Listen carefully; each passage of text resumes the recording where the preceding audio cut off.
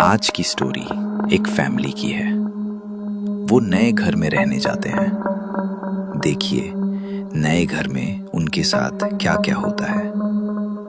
आप सभी सब्सक्राइबर और व्यूअर हमें बहुत प्यार दे रहे हैं, इसके लिए बहुत बहुत धन्यवाद। आप में से बहुत से सब्सक्राइबर ने अपने नाम कमेंट किए हैं। आज की स्टोरी में कुछ नाम ऐड किए गए हैं। जिनका नाम स्टोरी में ऐड नहीं कर पाए हैं उनका नाम आने वाली स्टोरी में ऐड करने की कोशिश करेंगे।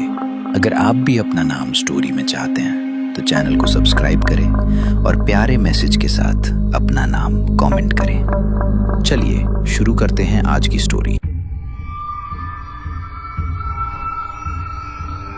जंगल के रास्ते होकर एक टैक्सी आगे की तरफ जा रही है।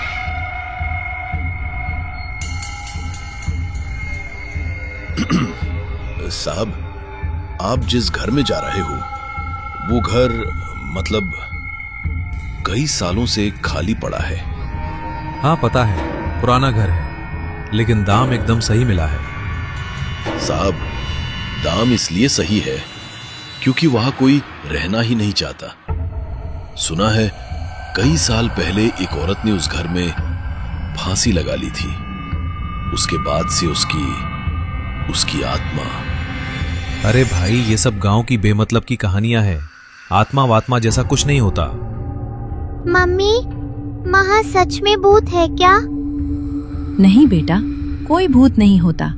ये सब लोग डराने के लिए बोलते हैं। नया घर है, बस थोड़ा पुराना दिखता होगा। नहीं साहब, ये सिर्फ कहानी नहीं है। यहाँ के लोग उस घर के पास भी नहीं जाते। कहते हैं रात में कोई रोता है वहां, औरत का, और कभी कभी खिड़की पर कोई काली परछाई दिखती है। देखो भाई, तुम अपना काम करो, हमें बस वहां तक पहुंचा दो। ड्राइवर ने सिर हिलाया, लेकिन उसका चेहरा बता रहा था कि वो आगे बोलना चाहता है। रास्ता और घना होने लगा था। सूरज लगभग पूरी तरह पेड़ों के पीछे छिप चुका था। जिस घर में अजय और उसका परिवार रहने जा रहा था उसका रास्ता एक जंगल से होकर जाता था। टैक्सी की हेडलाइटें जंगल के अंधेरे को काटते हुए आगे बढ़ रही थी। अजय, ये सच में थोड़ा अजीब नहीं लग रहा? अजीब घर नहीं, ये जंगल है, और ड्राइवर बेकार की बातें कर रहा है। थोड़ी आगे चलने के बाद अचानक से टैक्सी धीमी होने लगती है। अरे, यहाँ क्यों रोक रहे हो? साहब, मैं इससे आगे नहीं जा सकता। अजय ने खिड़की से बाहर झांका। अभी भी लगभग 100 मीटर आगे जाना था। लेकिन अभी तो घर आया भी नहीं है, आगे चलो। लेकिन ड्राइवर ने स्टीयरिंग से हाथ हटाकर कहा, साहब, शाम के बाद मैं उस घर की तरफ एक कदम भी नहीं बढ़ाता। आप चाहो तो पैसे काट लेना, लेकिन मैं आगे नहीं जाऊंगा। मीरा और दोनों बच्चे घबराकर खिड़की से बाहर देखने लगे। मम्मी, ये अंकल आगे क्यों नहीं जा रहे हैं? कुछ नहीं बेटा, शायद यहाँ का कुछ नियम होगा। अजय ने गहरी सांस ली और पैसे निकालकर ड्राइवर को दे दिए।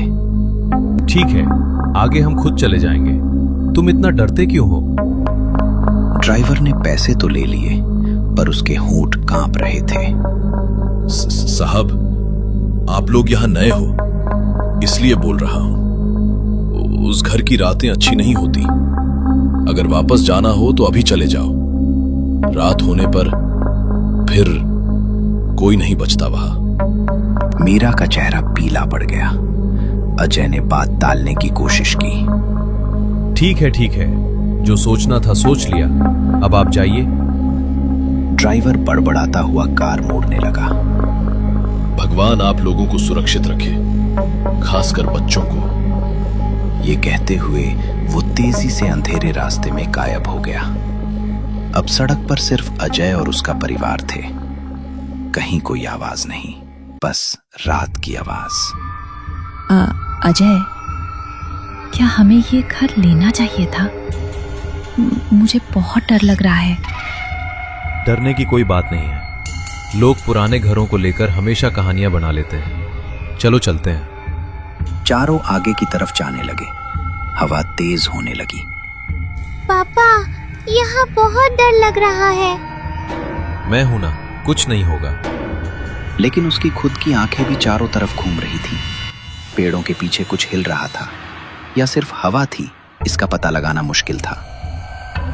ये घर इतना उजड़ा हुआ क्यों लग रहा है? कई सालों से खाली है, इसलिए थोड़ा साफ करवाएंगे तो ठीक हो जाएगा। जैसे ही अजय गेट को छूने जा रहा था कि तभी पीछे से किसी बूढ़ी आवाज ने चिल्लाकर कहा, रुको। चारों ने घूमकर देखा। एक बूढ़ी झुर्रीदार चेहरा, बिखरे बालों वाली औरत लाठी टेकते हुए खड़ी थी। तुम लोग यहाँ क्या कर रहे हो?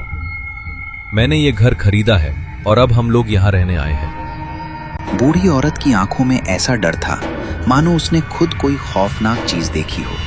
वो चिल्लाई, मत जाओ अंदर, वो किसी को नहीं छोड़ती। लौट जाओ, अभी लौट जाओ। अजय, अजय, क्या हो रहा है यहाँ? अजय खुद भी सन्न था और वो बूढ़ी औरत कांपते होठों से फिर बोली, इस घर में कदम मत रखो। जो अंदर जाता है वो कभी वापस नहीं आता।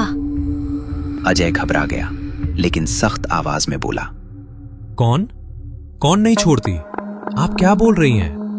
बूढ़ी औरत की आवाज कांप रही थी। उस घर में उसकी चीखें गूंजती हैं। रात में खिड़की पर वो खड़ी होती है। जो अंदर गया वो वापस नहीं आया। तभी एक भारी आवाज आई, बिंदिया, भाग यहाँ से। गेट के बगल से एक आदमी निकल कर आया। गोपाल, वो घर का केयरटेकर है। उसने बूढ़ी औरत को डांटा, चल बुढ़िया, यहाँ से निकल, हर किसी को डराती रहती है। कह रही हूँ रात होने से पहले यहाँ से चली जाओ, वरना। और वो लाठी टेकती हुई जंगल की तरफ मुड़ गई। सभी उस बूढ़ी औरत को जाते हुए देखते हैं। साहब, इस बुढ़िया की मत सुनिए, ये गांव में सबको डराती है। वो बुढ़िया आधी दिमागी है। मैं गेट खोल देता हूँ साहब। जैसे ही गेट खोला गया, गेट खुलते ही एक तेज मिट्टी की बदबू और बंद हवा बाहर निकल आई। मीरा ने नाक ढक लिया। हे भगवान, ये घर तो बहुत पुराना लगता है।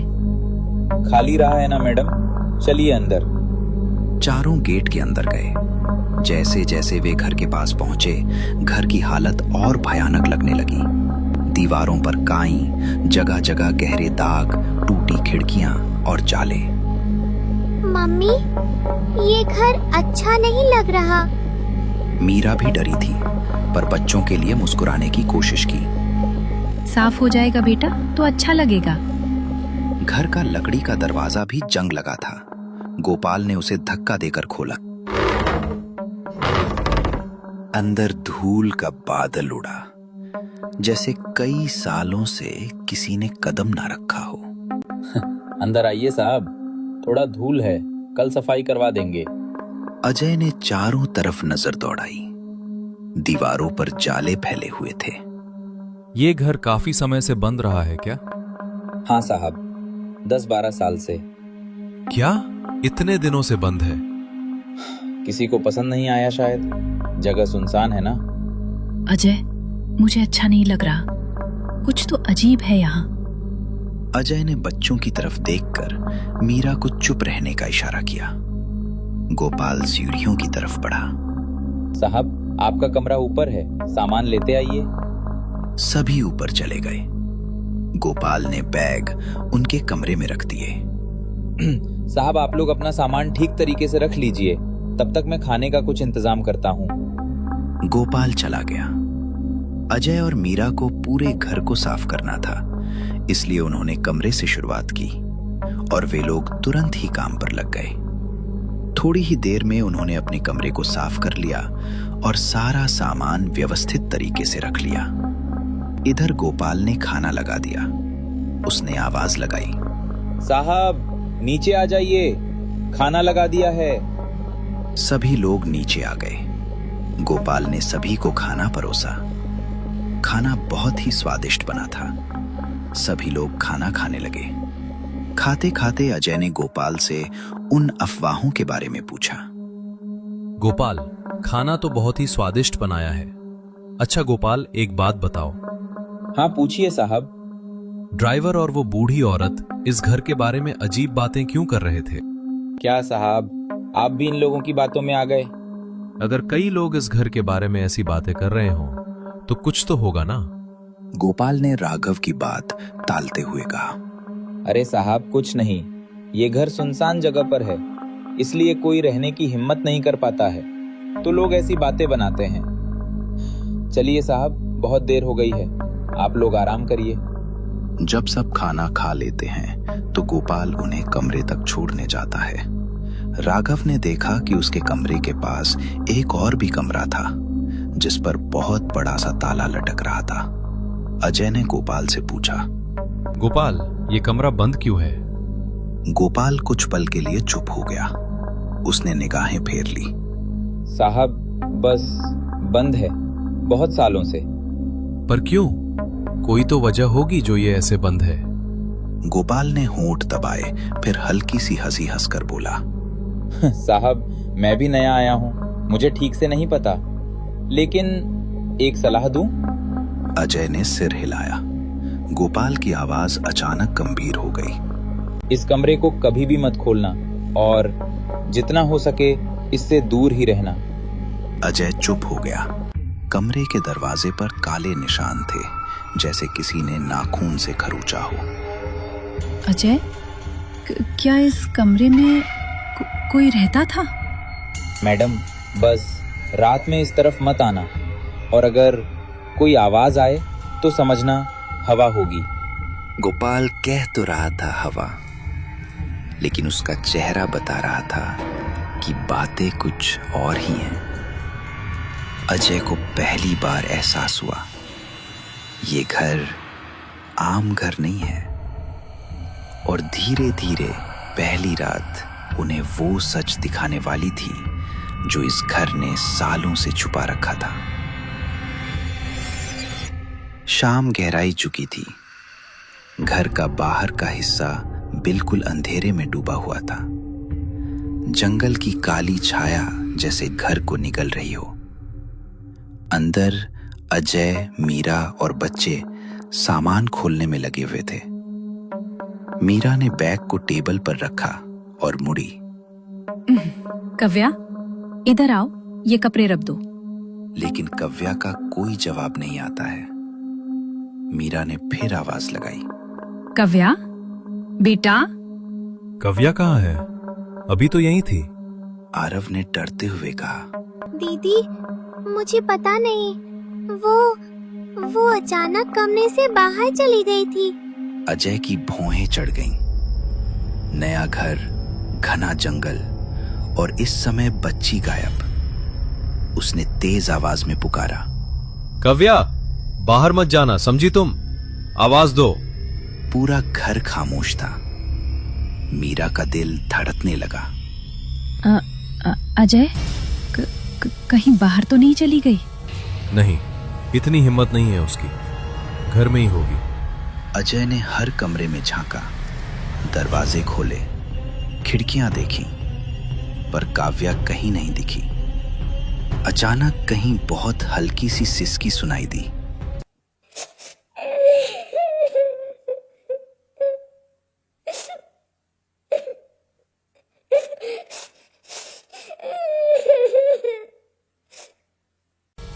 मीरा ने कांपती आवाज में कहा, अजय, ये रोने की आवाज है। दोनों चुप हो गए। आवाज बहुत धीरे, बहुत टूटती हुई, किसी बच्चे जैसी। और वो आवाज अलमारी से आ रही थी।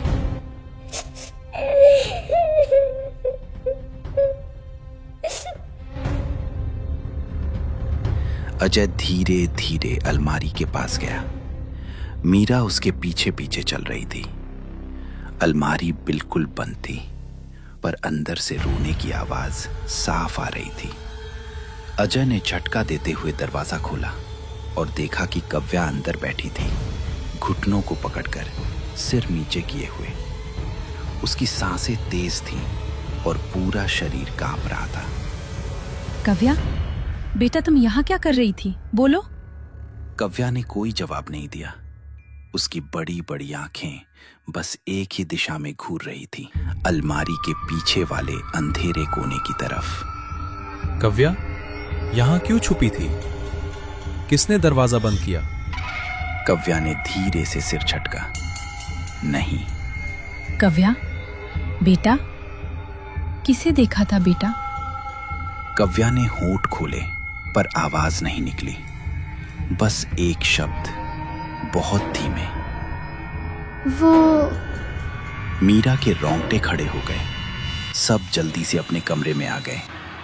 सभी एक ही कमरे के बिस्तर में लेटे हैं। कव्या बीच में लेटी थी। उसका हाथ मीरा ने कस कर पकड़ा हुआ था। अजय छत की ओर देख रहा था। उसके दिमाग में बार बार वही सवाल घूम रहा था। आखिर क्यों कव्या इतनी डर गई है? या फिर किसको देखकर वो इतना डर गई? घर की खिड़कियों से जंगल की आवाजें आ रही थीं। कहीं किसी कौवे की चीख, कहीं दूर किसी कुत्ते की रोने जैसी आवाज।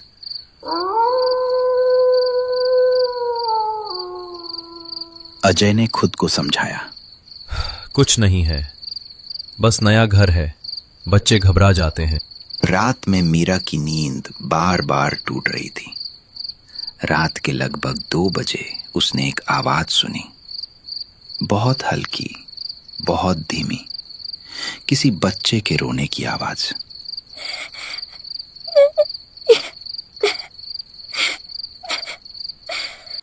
मीरा ने करवट बदल कर देखा। कव्या तो सो रही थी, आरव भी। तब वो आवाज फिर आई, थोड़ी तेज।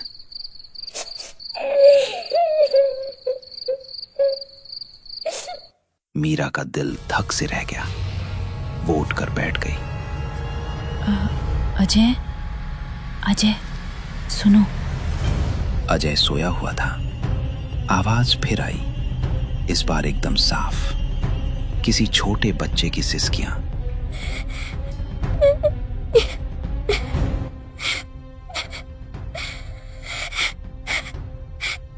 मीरा ने महसूस किया आवाज उसी बंद कमरे से आ रही थी जिसे गोपाल ने छूने से मना किया था। मीरा का गला सूख गया। उसने डरते हुए दरवाजे की ओर कदम बढ़ाए।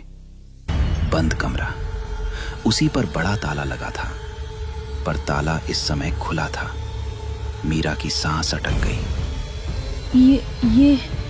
ये ताला किसने खोला? तभी अंदर से बहुत धीरे से आवाज आई, मम्मी। मीरा का खून जम गया। वो पीछे हट गई, लेकिन फिर जैसे किसी अदृश्य शक्ति ने उसे खींचा हो, उसके हाथ ने बढ़ाकर दरवाजे को खोल दिया। दरवाजा हल्का सा खुला। अंदर अंधेरा था, बिल्कुल अंधेरा। और तभी कमरे के अंदर अंधेरे में कोई खड़ा था। एक परछाई धीमे धीमे आगे बढ़ती हुई। मीरा ने घबराकर दीवार पकड़ी और अगले ही पल एक औरत उस पर झपट पड़ी। एक महिला की आकृति दिखती है, काले कपड़े, लंबे बिखरे बाल, चेहरा पूरी तरह काले साए में, हाथ में एक लंबा जंग लगा चाकू। और वो औरत चीखते हुए सीधे मीरा की तरफ आई। मेरे बच्चे, मुझे वापस दे दो। नहीं। मीरा जोर से उठकर बैठ गई। वो पूरा पसीने में भीग चुकी थी। अजय, अजय उठो।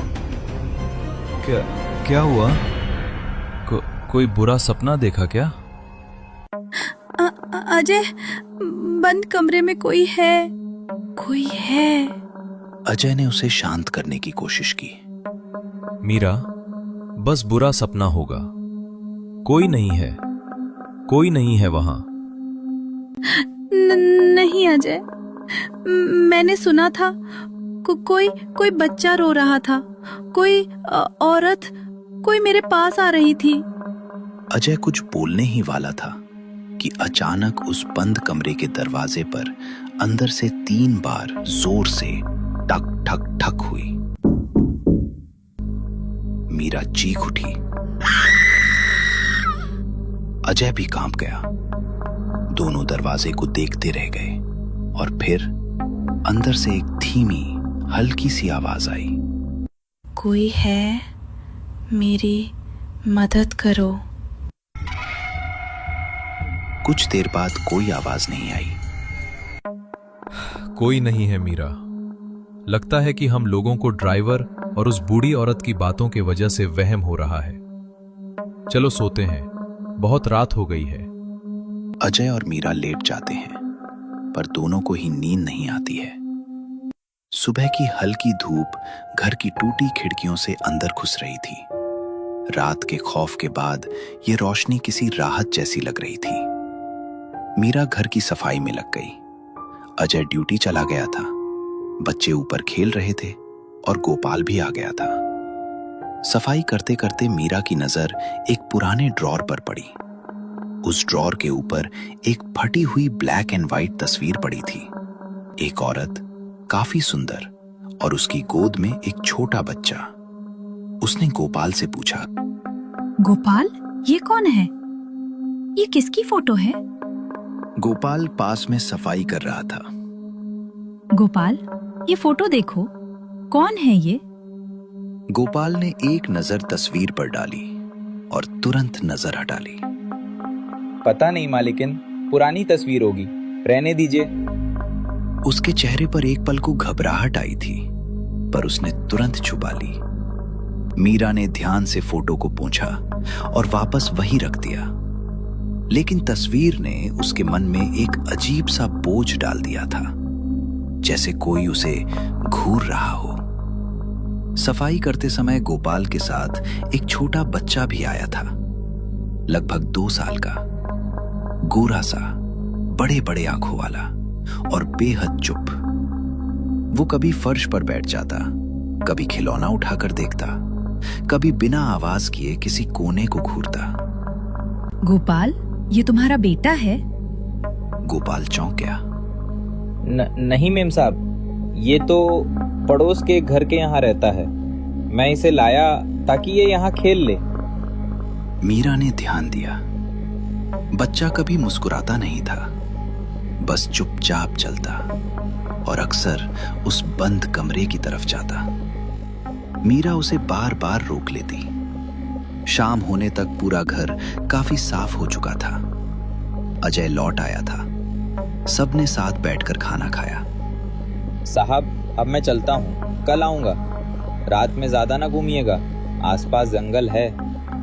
वो चला गया। घर में फिर से वही अजीब सी खामोशी फैल गई। अजय ने बच्चों को उनके कमरे में सुला दिया। मीरा का मन रात के सपने में अटका हुआ था। रात के करीब 12 बजे फिर वही रोने की आवाज।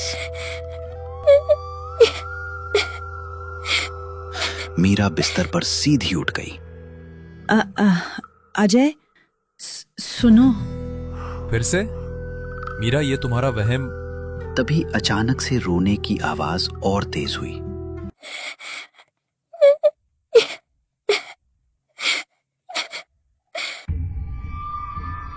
अजय भी उठकर बैठ गया। इस बार वो आवाज दोनों ने साफ सुनी थी। कौन रो रहा है ये? दोनों डरते हुए नीचे उतरे। सीढ़ियों से नीचे उतरते ही वे ठिठक गए। नीचे हॉल में रखी पुरानी लकड़ी की कुर्सी पर सुबह वाला वही छोटा बच्चा बैठा हुआ था। सर नीचे झुका हुआ, तंदे हिल रहे थे और वो बुरी तरह रो रहा था।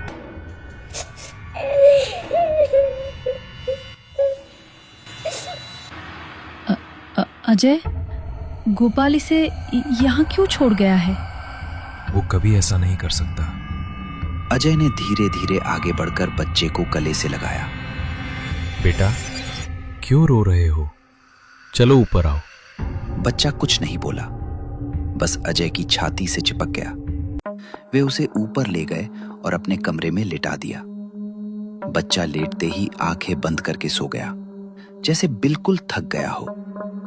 मीरा उसके सिर पर हाथ फेरते हुए बोली, बेचारा, डर गया होगा शायद। लगभग 10 मिनट बाद कमरे में अजीब सी खामोशी फैल गई।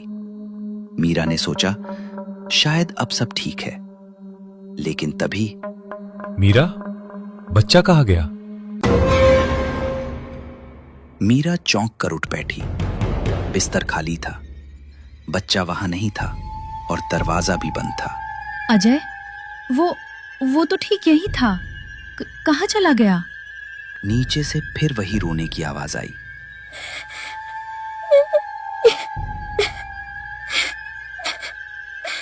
ठीक वही आवाज, ठीक वही जगह। दोनों नीचे भागे और जैसे ही हॉल में पहुंचे, वही बच्चा फिर उसी कुर्सी पर बैठा हुआ था, ठीक उसी पोजीशन में जैसे वो कभी हिला ही नहीं। मीरा के पैर कांपने लगे। अजय, ये कैसे हो सकता है? अजय के चेहरे पर भी पहली बार सच्चा डर दिखाई दिया। चलो इसे फिर से ऊपर ले चलते हैं। शायद नींद में चलने लगता है। उन्होंने बच्चे को उठाया, लेकिन इस बार उसका शरीर ज्यादा ठंडा था। बच्चे को कमरे में लिटाकर मीरा पानी लेने जा ही रही थी कि बच्चा अचानक उठकर बैठ गया। उसकी सांसें तेज हो गईं, गला अटकने लगा और फिर जो हुआ, उसने दोनों का खून जमा दिया। बच्चे ने जोर से खांसना शुरू किया।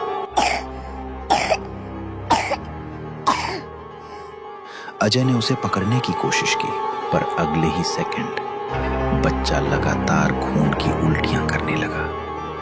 बिस्तर, तकिया, चादर सब लाल। मीरा चीख उठी। अजय, कुछ करो। रुको, मैं जल्दी से पानी लेकर आता हूं। वो नीचे भागा। मीरा भी बच्चों के कमरे की तरफ भागी। कव्या और आरव अपने बिस्तर पर ठीक से सो रहे थे। मीरा वापस दौड़ी, पर कमरे में पहुंचते ही रुक गई। बच्चा गायब था। बिस्तर बिल्कुल साफ था। खून का एक भी दाग नहीं, एक भी नहीं। मीरा के मुंह से आवाज नहीं निकली। अजय पानी लेकर कमरे में घुसा और वो भी जम गया। मीरा, खून कहाँ गया? बच्चा कहाँ है? मीरा बस सिर हिलाती रही। आंखों से आंसू बहने लगे। डर इतना बढ़ गया था कि दोनों ने फैसला किया, आज की रात वे बच्चों वाले कमरे में ही सोएंगे। चारों एक ही बिस्तर पर लेट गए। अजय ने लाइट बंद की। कमरा अंधेरे में डूब गया। कुछ ही पलों बाद बहुत पास से किसी बच्चे की रोने की आवाज आई।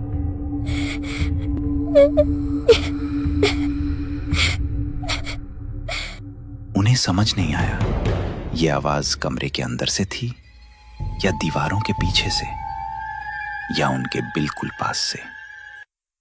सुबह मीरा की आंख अपने आप खुल गई।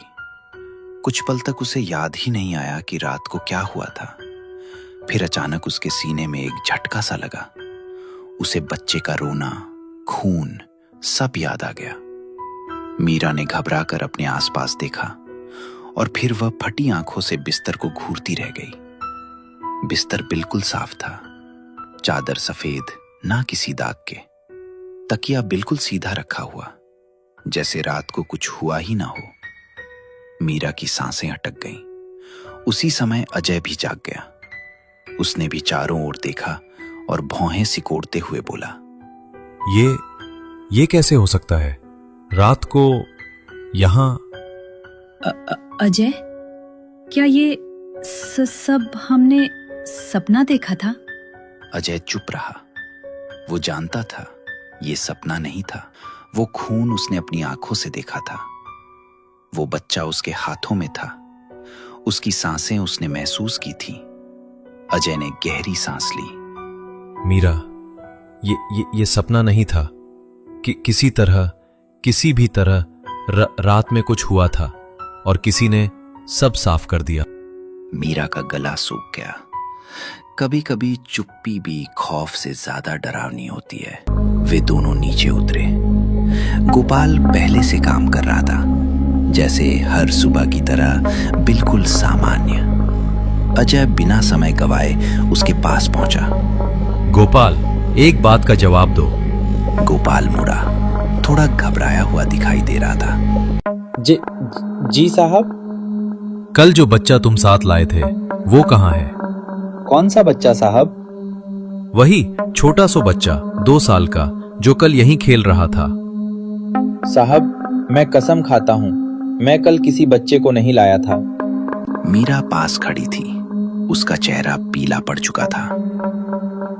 पर मैंने उसे देखा था, वो हमारे साथ कमरे में था, वही रात में रोया था। मालकिन, मेरी तो अभी शादी तक नहीं हुई, मैं बच्चा कहाँ से लाऊंगा? मीरा के होंठ सूख गए। गोपाल, तुम सच बोल रहे हो ना? गोपाल ने दोनों हाथ ऊपर उठाकर कहा। साहब अगर झूठ बोलूं तो मेरा बुरा हो जाए, मैं कसम खाता हूँ मैंने किसी बच्चे को नहीं देखा। तीनों कुछ देर शांत खड़े रहे और ठीक उसी खामोशी के बीच एक बच्चा रो रहा था।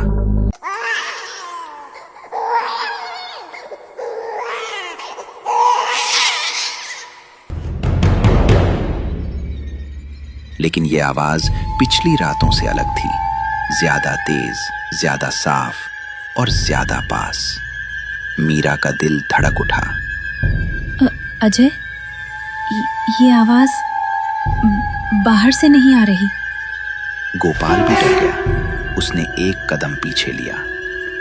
साहब ये आवाज घर के अंदर से आ रही है।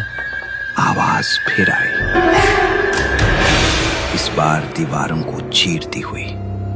अजय ने महसूस किया यह आवाज बिल्कुल उसके कान के पास से आई थी। अजय, कहीं ये आवाज? अजय ने मीरा को पूरा वाक्य बोलने भी नहीं दिया। उसी बंद कमरे से। तीनों एक दूसरे की तरफ देखने लगे। सन्नाटा भारी हो चुका था। उसी समय फिर माँ। मीरा के पैरों में जैसे जान ही नहीं रही। अजय, कोई उस कमरे में है? अजय ने हिम्मत जुटाते हुए गोपाल से कहा। गोपाल, चाबी कहाँ है? मुझे उस कमरे की चाबी चाहिए। गोपाल का चेहरा राख जैसा सफेद हो गया। नहीं साहब, वो कमरा नहीं खोलना चाहिए। क्यों? आखिर क्यों तुम उस कमरे को खोलने से डरते हो? क्योंकि जो अंदर है वो बाहर नहीं आनी चाहिए। आवाज और तेज हो गई। मेरा बच्चा। मीरा वहीं जमीन पर बैठ गई। उसकी आंखों में आंसू आ गए। अजय, ये कोई इंसान नहीं है। और तभी कमरे के दरवाजे पर अचानक किसी ने जोर से चोट मारी। तीनों उछल पड़े। कमरे के अंदर से किसी जोरदार आवाज में कुछ बोला गया। दरवाजा खोलो। मीरा चीख पड़ी। गोपाल जमीन पर घुटने टेक कर रोने लगा और अजय डर के मारे कांप रहा था, लेकिन उसकी नजरें दरवाजे पर टिकी थी। रोने की आवाज अब पूरी तरह बदल चुकी थी। वो बच्चे की नहीं थी, वो आवाज किसी और की थी। दरवाजा खोलो, मैं बाहर आना चाहती हूँ। और फिर पूरे घर के सभी दरवाजे एक साथ जोर से हिलने लगे। मीरा चीखती रही, गोपाल रोता रहा और अजय स्तब्ध खड़ा रहा। उनकी जिंदगी में पहली बार उन्हें लगा कि ये घर केवल पुराना नहीं, जिंदा है।